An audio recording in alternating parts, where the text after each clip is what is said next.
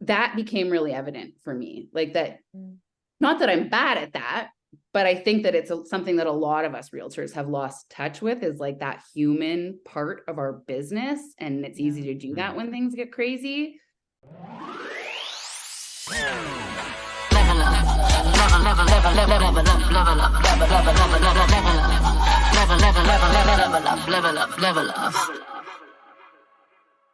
Welcome to another episode of Level Up. My name is Katie. I'm here with Daniel, and we have a very, very, very special guest today with us. We have the beautiful, wonderful, talented Nadia Childs. She is one of our On the Block agents, just such a fantastic person, somebody that brings our entire brokerage together. Keeps that OTB fam just so close. And we are happy to have her on our podcast. She has graciously agreed to come on and talk about a couple experiences she's recently had. So thank you, Nadia. Thank you for having me. I've been an avid listener. I listen every week, and it is an honor and a privilege to join you guys this morning. It's a wonder that you haven't been on this show yet.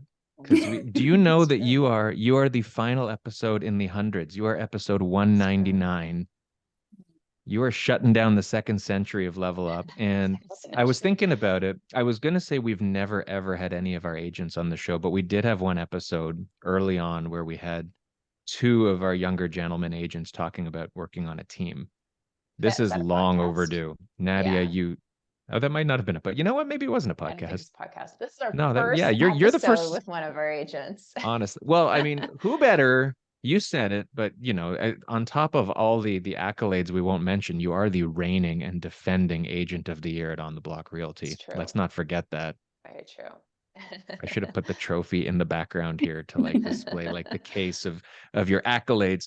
But welcome to the show. We are going to dive into some real life stuff because guess what? You've got your own experience as both an agent and a homeowner selling a home, which you've just gone through. And this is going to be a whole new perspective, I think, for us and for everybody out there listening who is dealing with sellers who might be thinking of doing it for themselves as well. This goes into a lot of different areas, but we're really excited to hear about how this all went for you before, during, and after, and everything in between. So again, welcome. And let's dive in. Yeah. So I did. I recently sold my home here in Mississauga in a declining Ontario real estate market, which was a little bit challenging, more than a little bit challenging. I feel like I haven't slept in 3 months.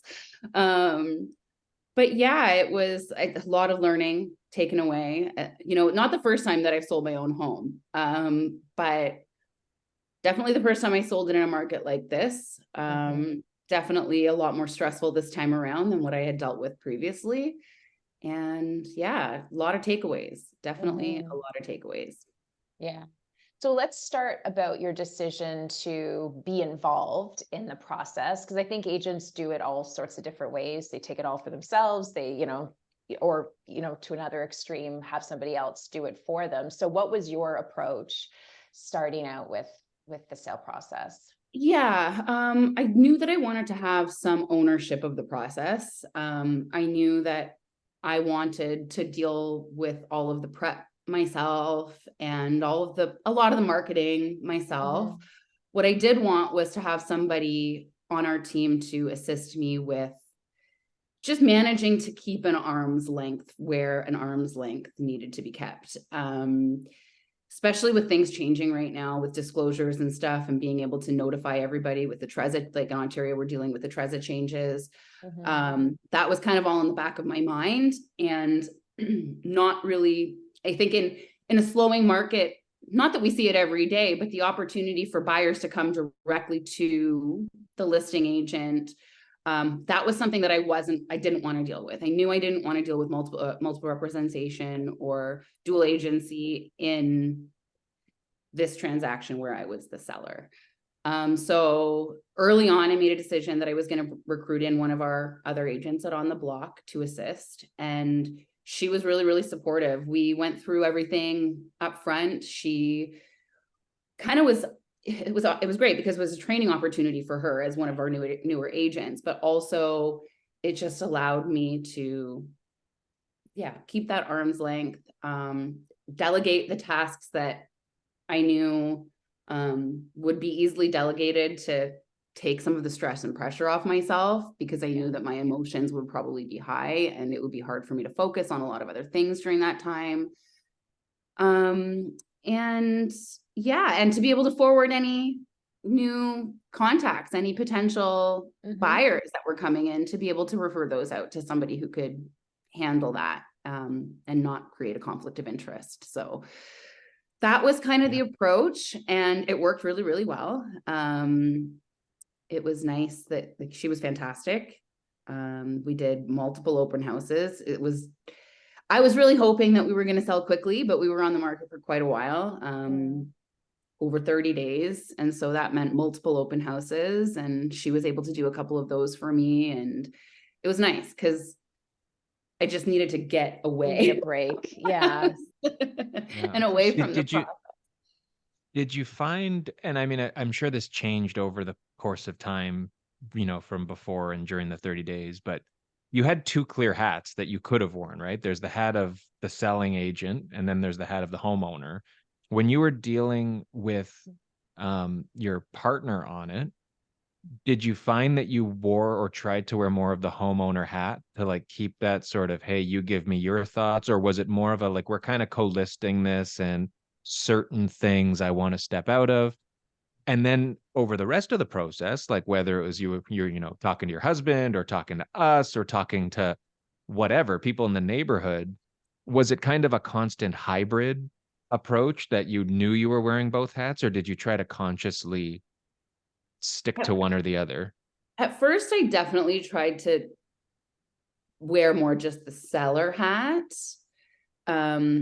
I had an idea of how I wanted to price the home. I had an idea of what marketing strategy I wanted to take, but ultimately I asked for her opinion, and her opinion was very, very important to the final decision. Like, it wasn't just like, well, I want this price and you're suggesting something completely different, so we're going my way or the highway. It wasn't like that at all. But then it kind of evolved definitely into more of a hybrid situation. Like I mentioned, the first couple open houses, I tried to stay away. But then it got to the point where I know this house. I know I'm in a condo townhome. So I've been a part of the board of directors for a few years here. We renovated this home over the past 5 years that we've been here. I'm active in the community. So I was able, like, if anybody's able to speak to all of that appropriately, it's me. And so I found that stepping forward in that role is kind of like that hybrid, both seller, telling when buyers came in and explaining to them, hi, like introducing myself as both the homeowner and the realtor. You could see right away some people were like, oh, but as I chatted with them through their visit or through their inquiries, you could tell that it almost warmed them up. Like it encouraged trust, and they seemed more receptive to be able, like, to actually want to possibly do a deal with me. Right. But part of that was also assuring them that they wouldn't be negotiating with me. Like if they were interested in bringing an offer, their agent would be working with another realtor, and the negotiating and in the paperwork and all of that stuff, that I was going to, in any offer presentation, kind of step back and strictly wear the seller's hat in that position. So, but definitely a bit of a hybrid, definitely hard to manage at times. I think the first few inquiries that came in, I was hesitant to say that I was also the home seller. But as the journey went on, I realized that it was easier that way. Like transparency.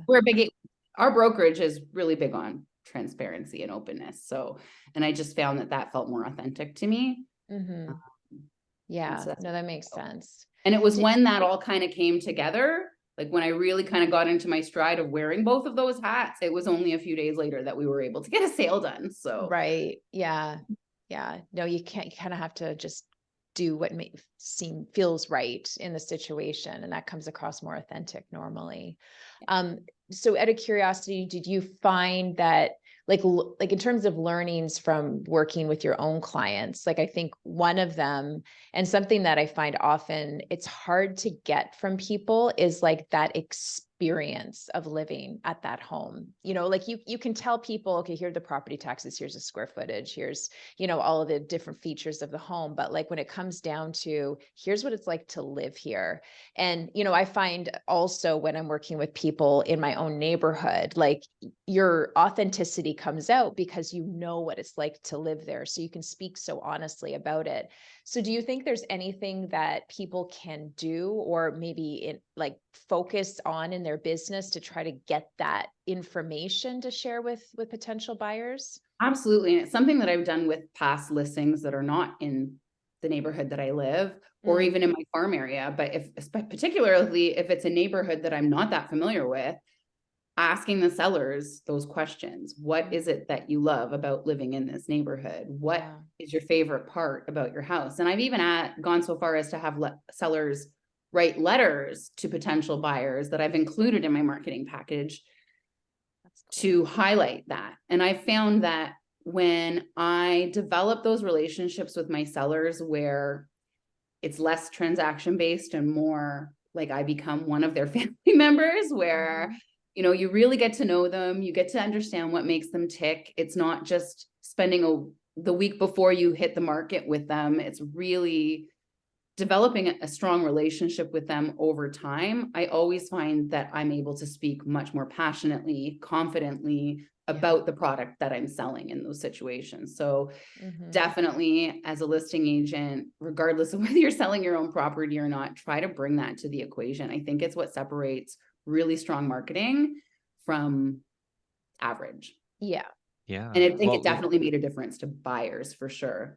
For sure. You know, being able to tell people, oh yeah, my kids go to school down the street, but there's also these multiple schools in the area, and the programs that are the extracurricular stuff that's available in the community, and how close the grocery stores are, and where I do my shopping, and you know, oh, we did all these renovations and what we were going to do next was, and pointing out the things that we didn't get done, and watching the buyers go, oh, that's a really good idea. Like you see them put the dots together and get excited about it as much as you are. So, well, when you're in what is a tougher market than we've seen for quite some time, being able to storytell and take it a step beyond just the binary 4-bathroom, 4-bedroom, you know, broadloom here, hardwood here. Like that's the stuff in a lot of ways. It's like when 100 people are applying for one job, they all might be saying the right thing,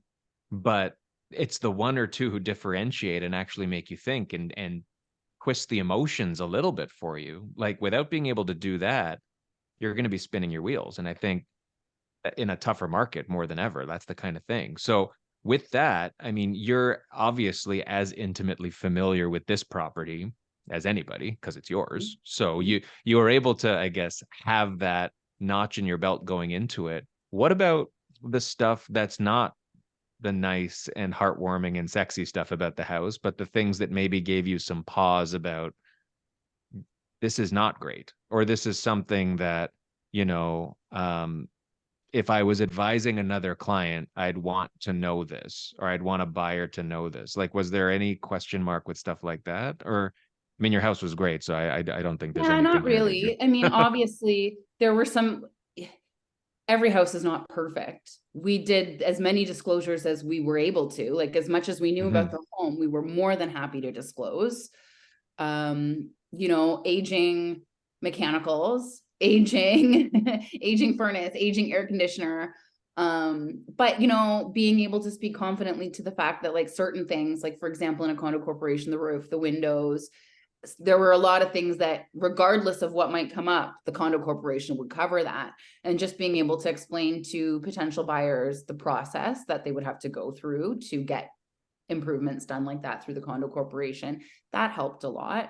But also, you know, it's a different market than we were in a couple years ago. 2 years ago, it was like we didn't see people didn't home care. inspection Yeah, conditions. whatever. We didn't see, right? And I knew going into this, like even if I sell with multiple offers, the chances of me having a home inspection are high. Like I know Yeah. that somebody's going to request one, and you never know. Like you could think your home's perfect, but a home inspector may still find things. Oh, 100%. And so that was always like just letting people know that we were open to a home inspection. We weren't, anything that came up would be a surprise to us, and we would work with them to get it resolved. I think that just increased buyer confidence a little bit. And sure enough, there were things that came up that we did have to deal with. And being upfront about that, I think made, when the successful buyers came through, it made the process of managing the after part of that and renegotiations and how those issues were going to be handled a lot smoother. So, and in hindsight, probably should have done the home inspection ahead of time, but you know, time wasn't really on our side. We made the decision to purchase something else really quickly, and we were kind of against the wire to get this on the market as fast as we could. So if something had come up, would I have had the time to deal with it? No. So we just kind of pushed forward, knowing that there was a possibility something would come up, and when it did, we would deal with it. Yeah, it's so hard to know. Like, and in hindsight, there's so much that, hindsight's always 2020. There's always stuff that like you think you could have done that would have been better or whatever. But I think you went through the motions very similar to how you would have listed a typical home. You had staging done, you did all the things that you needed to do to get it all ready. Did you find it a renewed appreciation for the pre-work that had to be done in terms of decluttering and stuff like that? It's something that now moving forward, I think I'm going to put more emphasis on in my process for dealing with other seller clients. And not that my process was missing much of anything prior. I mean, yeah, we handle the staging and we even do repairs and things like that for our clients. Sometimes it's a cleaning, but there's still so much emotion going on behind the scenes. If a seller has kids, if a seller has pets, if, and not every seller is going to be as type A and particular as I am. My expectations were this, like, that you could lick the floor here. It was so spotless at all times, in spite of the fact that I have two disgusting children in my home. But yeah, I think that just a little bit more hand-holding, a little bit more. In the past, I think I've probably outsourced a lot of this, right? Like, I don't need to be there, but the stager will show up to do a consult at such and such a time, or I don't need to be there, but I've got a cleaner coming to check out the property and give you a quote on such and such a date. It's really important for us to be there, like to be able to hold their hands. And every client is going to have different pain points, I think. And for some of them, it's the paperwork. And for some of them, it's the decluttering. And for some of them, it might be the mold they know is growing in the attic that they're worried about, or whatever it is. But I think spending a little bit more time in the prep stage with clients will really help them, I guess, just feel like they're not being bamboozled through the process, or like that it's just spinning out of control. Because there were times where it felt like it was spinning out of control, and that the best intentions sometimes don't work out that way. So timelines and being willing to, adjust those as needed. I think sometimes sellers have a hard time with that. Rolling with them through the punches a little bit better would probably make the process a little bit easier. So, well, it's interesting because you already take a considerable ownership and put value on the relationship you have with your clients. Like this isn't like a newfound appreciation for how important it is. But that being said, I mean, you can't be closer to it than you were on this transaction, because you are you, right? So when we talked about, changing hats and all that, I mean, that's almost an unfair question because you live both hats. Like, it is you. And so I just think this had to be, like you said, like, even if you already had a huge appreciation, this was like the mother load of seeing everything that goes into it. That's why it's so interesting to me that, you're living the emotions of the seller, which are a roller coaster, on the personal side, but you're also living the emotions of the agent that in dealing with, like you were saying, you know, understanding what buyers are looking for. That's the kind of stuff that sellers, maybe some of them think they know, so some of them know more than others, but they need to rely on someone like you, someone like, you know, whether it was the partner you brought on or their agent or whoever, to really understand what people are thinking and get past some of the cloudiness that sellers have about what they feel is and isn't important. So for you, I know this is turning into a question, I promise. That was like a diatribe that will end in a question. For you, though, was it easier or was it harder to ask those tough questions of yourself of like, am I clouding over this because it's important to me as a homeowner? Or do I have the discipline, or do I need more discipline to be tough on myself about the stuff buyers might disagree with me, the homeowner, on? Yeah, because every homeowner thinks that their home is the best, right? Right. Yeah. Like, what? You're going to tell me you want an extra bathroom? Well, why do you need an extra bathroom? The two that are here are fine. Perfectly fine. You know, it's definitely, I just feel like I feel like over the past few years in this business, it's become so cutthroat that like we we treat it so transactional based. Like we don't remember that there's actually people on the other end that have emotions. And we do. Like a lot of us got into this business because we want to help people, right? And I think that the state of the real estate market in the GTA anyway, over the past few years, through the pandemic, all of that became like we were almost like order takers. Like Yeah. you know, like it became very difficult because of the pace of it, because of how crazy it was, to really remember sometimes that these people are human and have emotions. And that became really evident for me, like that, not that I'm bad at that, but I think that it's something that a lot of us realtors have lost touch with, is like that human part of our business. And it's easy to do that when things get crazy. So that was kind of one of the biggest eye openers or reminders for me. It's like how many times have I complained that a client hasn't cleaned up or decluttered to my standard or whatever? But now on the other end, I'm like, yeah, but I've got two little kids who are going through traumatic change right now. And maybe they don't want to get rid of their stuffies, and maybe they don't want to clean their room or stage their bed. Like little things like that. Disagreements about like staging style, how long to keep it staged for, how clean it had to be if a showing was booked, and running around and chasing after my kids to do certain things, and the tension that put within my family dynamic. If I wasn't a part of that family dynamic, if I was just wearing the realtor hat, it'd be so easy for me to be just like, oh, they're not doing what I'm telling them together. Or get it together or whatever.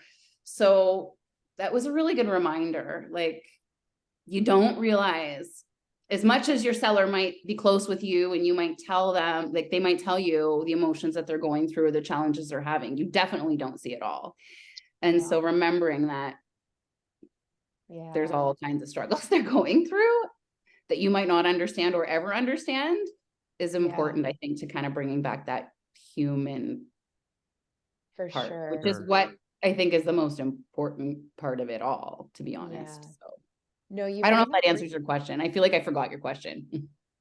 Yeah. Hey, no, that's it's real talk. It's what we're doing. That was honestly, that was even better than whatever I don't even know what I was asking. That was honestly, I think the crux of this for people who are listening, is really what you just said. I mean, like that's if anyone's going to take a soundbite away from this, it's how can we get in touch with the human element of the business any better than when we are the humans ourselves, right? Like you're as close to it as you can be when it is you and it's your own family and you're going through again, the unique differences between you and every other seller you deal with. It's not like your lived experience is going to be the same experience of every seller, but it's the fact that you don't know and you Mhm. can't know, like you said, that I think makes our own empathy that much more important as a needed skill in being a realtor, right? It's not just highest price for your home. Sometimes the price isn't even the most important thing to the seller, right? So understanding as much as you can. I don't think there's a limit to that because you'll never know everything, but taking the time to understand your client, buyers or sellers, is so important in helping them in a way that brings them the value you're trying to bring them. So speaking on that, because I'm thinking of recent experiences with clients, and you're absolutely right.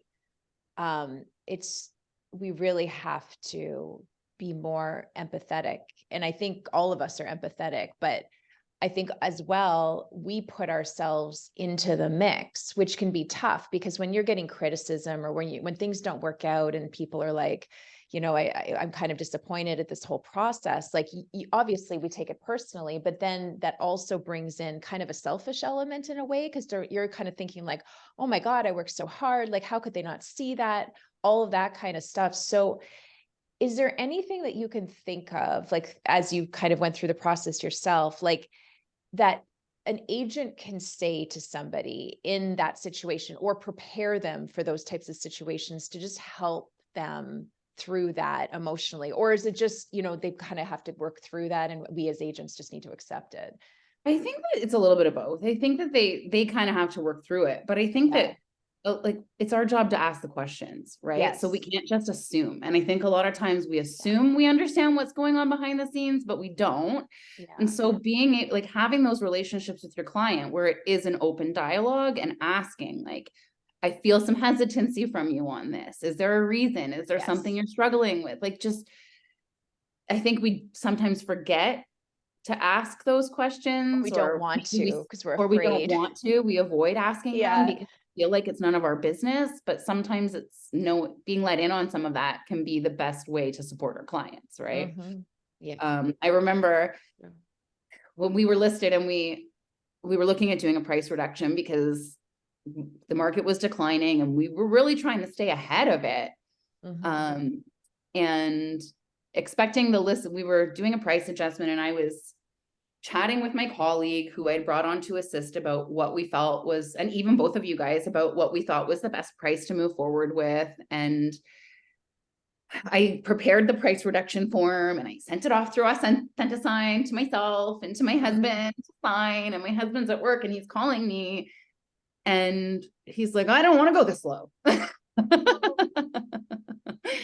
And he's literally threatening that he's not going to sign the darn price reduction. And I'm like, I'm sitting here on the Toronto MLS ready to hit submit on this price reduction, knowing that it's the thing that's going to bring us the activity we need.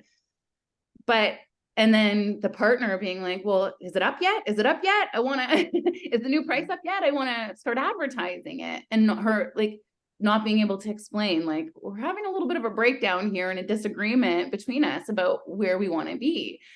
Same thing with signing documents. Like how many times have I sent an AuthentiSign or a DocuSign through for an agreement to be accepted or something to be updated on a listing to a client? And I'm thinking, geez, it's been like 5 hours. Why haven't they signed that yet? Just a button they have to click. But I don't think we realize sometimes behind the scenes, like there could be serious, not conflict, but discussions, emotions that sellers are dealing with. A lot of times it's not just one person at the table. There's differences of opinions. And so even though you might have talked about it 100 times beforehand and ran the situations through, if this happens, we're going to do this. If this happens, we're going to do this. No one can really prepare you for the emotions you feel when it's crunch time or when like it's actually happening. So, slowing things down a little bit, not pushing our clients like sometimes as much as we do is also another eye opener for me. Not that I'm pushy to my clients, but I think we've all done it. Like, what's holding them up, or like, you know what I mean? And this is what's holding them up. It's a big deal. Like they're making life-changing decisions here. So Mm-hmm. It is the most stressful thing though, when you see like they've opened the email, but the They signature's haven't not signed there it yet. yet. And you're just like pressing refresh for 7 hours, just like and you don't want to text them, you don't want to stress them out, but you're sweating bullets. And you're right though. I think the slowing down is such a big thing. And I would argue we've got more of an opportunity and a comfort in slowing down in a tougher market than you do when things are crazy. And not everybody's on the same path and not everybody thinks about it the same way. But like the market is always, and not even the market, just what's out there is so fluid, like day to day. And you personally have so much access to more information than the average home seller does, that for you, irrespective of what your husband might be saying or what we might be saying, you can log in any minute of the day, either to the data or to realtor groups or whatever it is, and see a world of opinions that might make you question your own judgment of your own place, which had to be really tough. Like, did you find that you were in a constant conflict with yourself Every about what the right move was? Like I had studied this market. I've been watching the market for as long as I've lived here. We all know what we're like with our own homes, right? Like a neighbor Yeah. lists and we want to know, what did they get? What are they doing? How does their marketing compare to mine if I were to list mine tomorrow? We all want to do that as realtors. I think we all pay attention to what's going on in our own market. And as confident as I felt heading into it, preparing the listing, when the time, like, it all went out the window. Like every move I made, I second guessed because it's mine now. Yeah. And so that was also a reminder, like, yes, we do take care when we're listing clients' houses to do all of that due diligence. But maybe we need to second guess ourselves a little bit more too in that process. Like take a step back and slow it down. And I totally trusted my ability to get it done. But especially in a declining market where showings aren't happening as fast as you'd like, where the feedback's not coming in, where like all of that, it really makes you doubt yourself. Yeah. Can't tell you how many times in that month period I was like, oh my God, I don't know what I'm doing. Oh my God, this is the wrong decision. Oh my God, I should have done it this way instead. Like, Yeah. and I don't know if I would have, I mean, yes, if things don't go the way I want with any listing, of course I have those thoughts that come through my head, but not to the same self-deprecation as I did this time Well, around. you're dealing on the other side too. Like you're like, as a seller, you also have a partner, a spouse that, is also probably asking you like, you're dealing with it on that side too. It's like, well, what's happening? What are you doing? Like, why isn't this working? Like, what do you suggest? So you're kind of like the default person who should have all the answers, when a lot of times it's like the market's dictating, and you've got to just make moves, as you said, to stay ahead of the market, that much. But how hard was that when you're kind of the one in the family who's gotta, you take it all on, and that's a big burden for sure. Definitely hard on my marriage for the few weeks that we were on the market, especially because,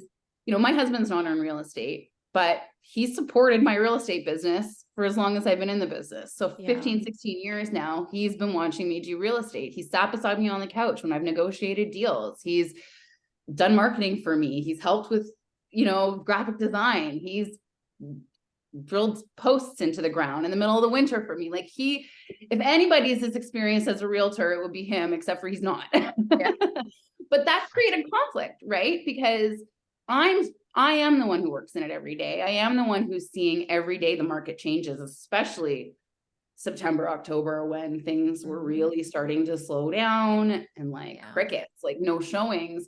And it's one thing to experience that on your own listing, but I'm seeing that all of my colleagues are reporting the same thing. It's not just our house, it's houses all across Ontario.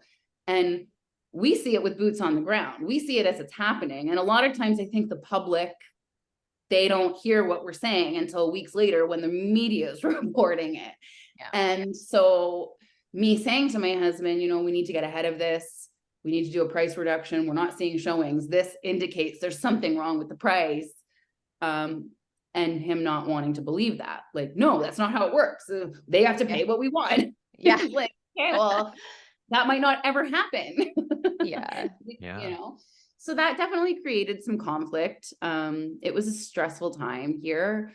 Yeah. But ultimately, I guess I just had to kind of fall back on the data and being able to show him like what was going on. There were some other units also on the market at the same time, and calling those agents and putting them on speakerphone while I had conversations so that my husband could hear everything they were saying. Smart. And understanding that like it's not just us, this is happening everywhere. And then being able to fall back on like, hey, remember when I sold that person's house? It was a similar situation. And what did I tell them they had to do? And we got ahead of it and we got it sold. The same thing's going to happen here. Yeah, and that was also like a reminder that you don't know what the sellers are going through. Like, as a realtors, we often have to wear multiple hats. We're negotiator, we're marketer, we're paperwork pusher, but we're also like psychologists, family counselors to our clients sometimes. And again, I think that we sometimes forget that that could be happening on the other end, and the pressure and the strain that it can put on a marriage or a family's dynamic if not everybody in the unit feels the same, which is common, right? It's very common for a husband and wife not to agree with how they want the sale to go. Very true. We could reenact it right now. Katie, you want to go at it? Husband and wife? We'll just, but I think it also reinforces how important it is to hold the line of being who you are, regardless of the hat, because you were so, I mean, we've talked about the number of hats. We talked about homeowner and we talked about seller and agent. You wore those hats, but you're also wearing the hat of mom and wife and colleague and partner and all these different things. And at the same time, you've got even your husband's wearing the hat of sort of like a partner as an agent, to your point, because he understands it, but also the client, almost like your client, right? So, and husband and all these things. And so if you're bouncing between narratives when you put a new hat on, I feel like that would really throw off your ability to be trusted, even by the people who trust you the most, because you're kind of talking out two sides of your mouth. But because you did the work and you know what you know, and you kind of were able to mangle it all together in a way that the story was the same, regardless of who you're talking to. Obviously, the tone is different. You're trying to sell to a buyer and negotiate and work through things, with your husband or with your colleagues or whatever. I think it really speaks, though, to how important being consistency and consistency of character is to make it all work when you're wearing that many hats at the same time. Yeah. Yeah, very true. Sorry, that was me not asking a question again. Okay. Good. It's a good point. It's a very big value add, I think. Yeah. My head looks humongous, by the way. For anybody who's going to be watching this on YouTube, I think because I'm using a different camera, we've got 3 different size heads. It seems like one of Katie, you look like you're like 10 feet from the camera. I know, I'm like sitting back, relaxing. It's all good. Nadia's the only one who looks like she's been doing this for 199 episodes. We're just like, wow. like my head's like engulfing your entire body. This is weird. Okay. Go back. So as we wrap up, is there anything that you, like looking back, you would have changed, or anything, like I know you've kind of along the way given us some really valuable lessons that we can incorporate into our own business, but is there anything else that you can think of that other value adds that people could add into their business working with sellers and buyers? I'm not really sure about value adds.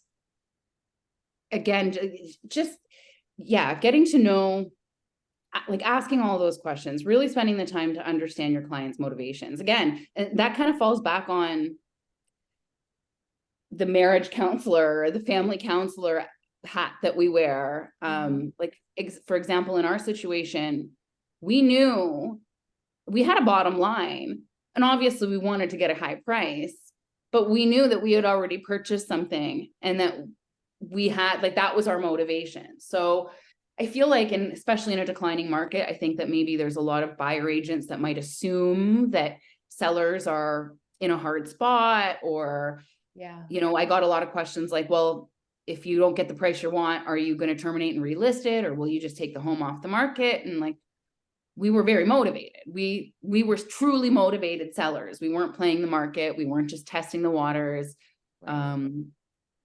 And so I think that that's important, is just really, truly understanding what your client's motivations are, because it made the process, like, as the selling agent, I was able to communicate that to people clearly, to buyers agents clearly, and dispel any myths around that. Like, I think that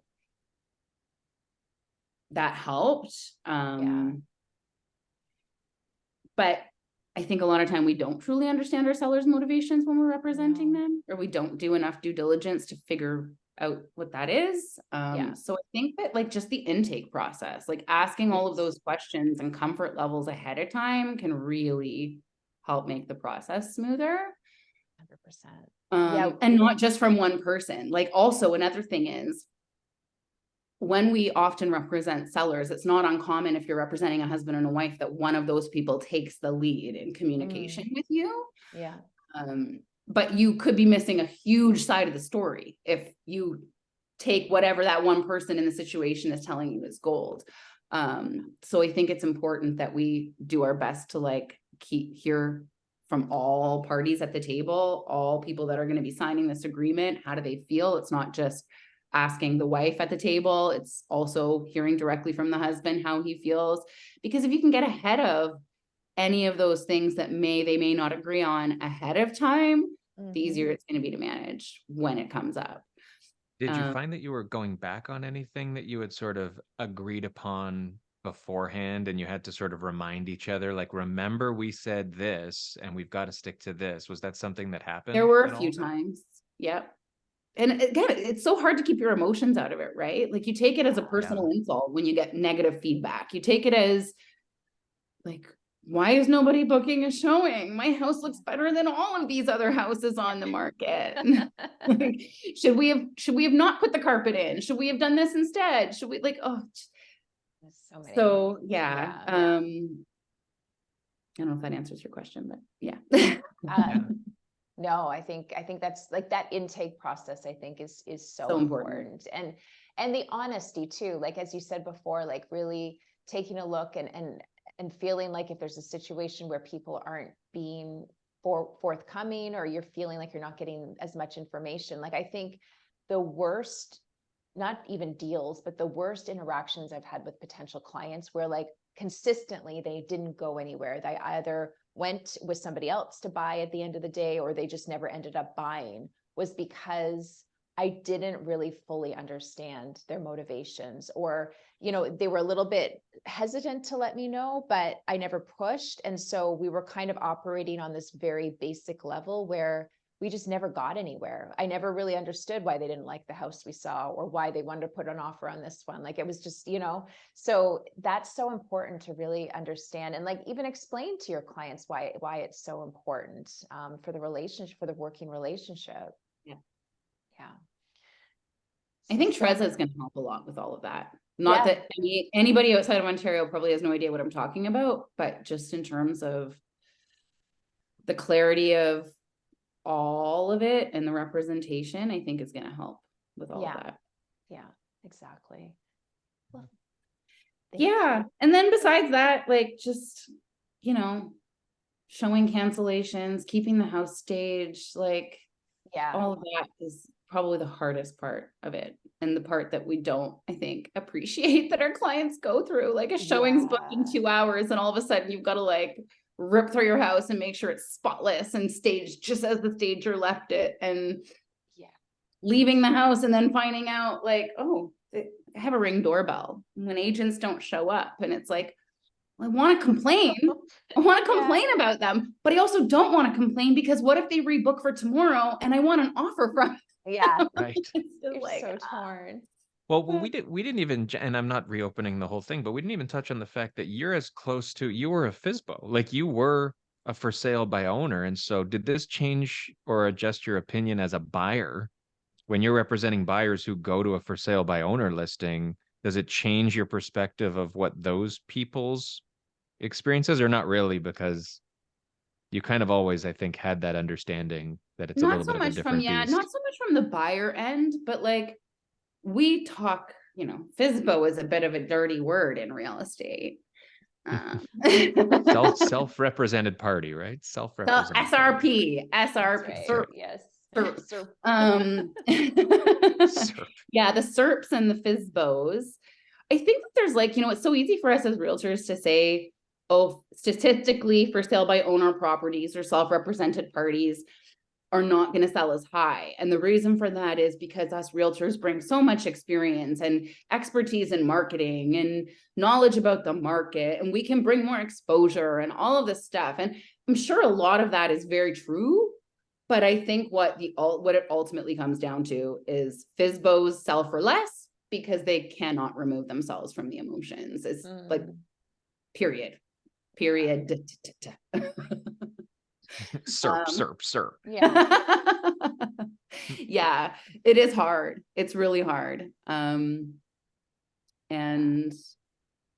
I don't want to do it again. That was going to be my last question, is like, would you do it again? I mean, you might, you never know. I mean, but okay, if you were selling your next home, would you completely remove yourself, or would you, like, what would be the approach you would take? And I mean, the circumstances might be different, but would you prefer to just have a third-party realtor do the whole thing, or would it be the opposite? I think probably have a third-party realtor do the whole thing. Mm. I think I'd probably be like, here's my stager's phone number. Here's like anything you need, let me know, but please just like bring me the offer. Let me know when a showing's booked and bring me the offer. That's all I want. Just way too stressful. Maybe I would feel differently if it was like the market we were in 2021, Yeah. Like, I mean, I'd probably be a lot more exhausted. There'd be a lot more calls coming in and my head would be spinning. But I think it would be a little bit easier to manage like 25 offers and just pick one than all of the emotional roller coaster that had to happen instead. So I think it really depends on the market we're working in. But I think the biggest takeaway is, regardless of the market we're working in, you really have to understand where your clients are coming from, and remember that they're human at the end of the day. Like, there are so many emotions going on behind the scenes that you have no idea about. And we have to remember that our job is to support them. Our job is to get them the best price. Yes, our job is to get them the most exposure, all of that. But more than anything, our job is supposed to be a support person for them. We're supposed to be there for them and guide them through so that they, at the end of the day, feel happy with what happened. The best outcomes are win-win-win. And I do feel like eventually we did reach that point. I'm so happy with the buyer agent that we had. She was incredible. The buyers were incredible. And I'm sure that has a lot to do with the way I handled it. They don't always go that way. And I'm sure that my approach helped that. For sure. But just remembering that people are human, and that to slow the process down a little bit, kind of take a step back, remember that we do this to help people. And sometimes it's not just paperwork and marketing and pricing. It's helping with a lot of other things. Yeah. And that's why the bots will never take over our That's jobs. right. So AI, true. they're not going to take over. That's right. Well, that's it. It's like that's the single most important piece, is just that emotional side of things. And that could never be taken away. It's just, you got to get really good at it. That's the key. So yeah, no, that's such good advice. And I'm so happy that it all worked out. Sometimes you're like, is this what the hell? But it all ended up working out. We can talk another time about buying a property when you're the realtor, because that was a whole other can of worms, but not a conversation for today. Maybe in the new year. Yeah. When you're all settled and ready. Stay tuned. We'll talk about that. No, because it's important, because I think we don't often, obviously, unless like you're moving every year, which I don't think we are. Well, you miss things, right? Like, you do. When I bought this house that we've just sold 6 years ago, I did the whole transaction and didn't realize until after it was done and I had delivered my deposit that it didn't have a dishwasher. Oh.